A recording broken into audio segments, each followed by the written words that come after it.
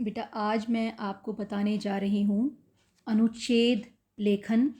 अनुच्छेद लेखन मतलब कि जैसे एक निबंध होता है, निबंध का ही छोटा सा हिस्सा जो होता है उसको हम अनुच्छेद लेखन बोलते हैं। तो आज का जो हमारा ये है अनुच्छेद लेखन है ऑनलाइन पढ़ाई।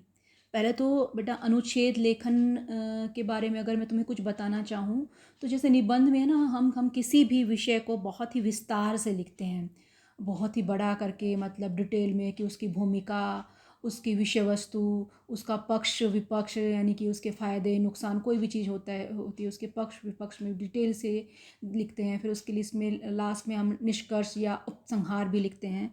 लेकिन अनुच्छेद जो होता है इसको हम जो है शॉर्ट में लिखते हैं, छोटा लिखते हैं, ज़्यादा हम विचारों को बढ़ा चढ़ा कर विस्तार नहीं देते हैं।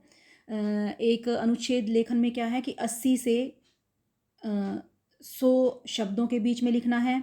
भाषा सरल स्पष्ट प्रभावी हो, कोई भूमिका नहीं देनी, मतलब इंट्रोडक्शन नहीं देना, सीधा विषय से शुरू करना है। और आप विषय में जो है मतलब जो लिखोगे उसमें काव्य की पंक्तियों का प्रयोग कर सकते हो, शुरुआत में, मध्य में या अंत में। कोई सूक्ति दोहा वो भी लिख सकते हो। विचार एक दूसरे के साथ बंधे हुए हों, इस चीज़ का भी ध्यान रखना है। तो आज का हमारा है ऑनलाइन पढ़ाई। अब देखो मैंने इसके स्टार्टिंग में ही ये 2 पंक्तियाँ जोड़ दी हैं, इससे थोड़ा सा वो प्रभावी हो जाता है विषय हमारा कि ऑनलाइन पढ़ाई यानी कि जो हम ऑनलाइन पढ़ाई आजकल कर रहे हैं कि घर बैठे बैठे अध्यापक हमें जो है इंटरनेट की हेल्प से गूगल मीट पे, जूम पे या फिर अन्य किसी तकनीक का प्रयोग करके जो है हमें पढ़ाई कराते हैं।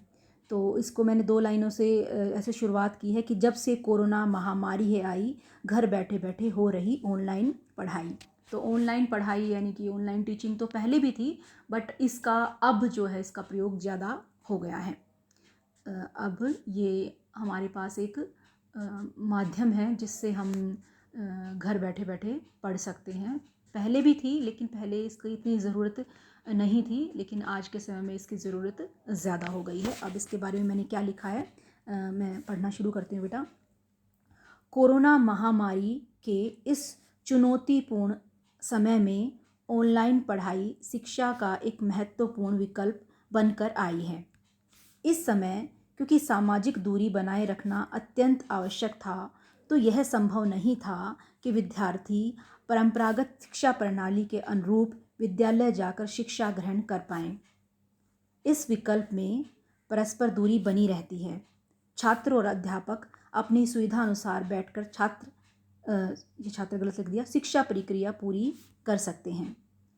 अध्यापक भी इंटरनेट पर मौजूद बहुत सारी शिक्षण तकनीकों का इस्तेमाल करके पीडीएफ भेजकर, वीडियोस दिखाकर विषय को बेहतरीन तरीके से समझाते हुए छात्रों तक पहुंचा सकते हैं। आगे है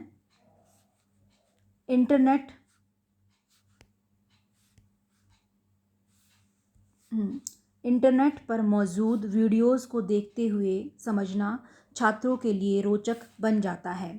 हालांकि और ऑनलाइन पढ़ाई बहुत सी बाधाएं या सीमाएं भी लेकर आती है, जैसे अच्छा नेटवर्क ना होना, मोबाइल लैपटॉप का उपलब्ध ना होना, लंबे समय तक ध्यान लगाए न रख पाना, आँखों पर अधिक जोर पड़ना और अन्य प्रकार की बहुत सारी मानसिक और शारीरिक समस्याएं।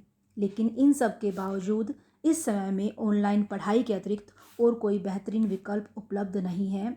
इसलिए यह ज़रूरी है कि विद्यार्थी मन लगाकर पढ़ें, ये पढ़ें गलत लिखा हुआ है, ऐसे लिखेंगे, पढ़ें, ज्ञान प्राप्त करके अपने भविष्य को उज्जवल करें। तो ये था बेटा ऑनलाइन पढ़ाई के विषय में, जो कि आप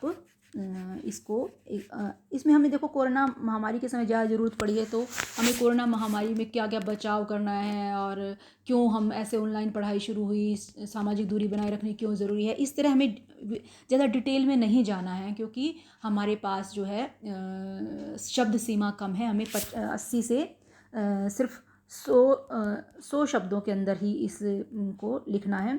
तो हम जो है ज़्यादा डिटेल में नहीं जाएंगे और छोटा ही लिखेंगे, 10-12 लाइनें सफिशेंट हैं इसके लिए।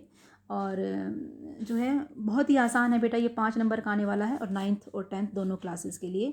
तो अब आप इसको कर लीजिए। धन्यवाद।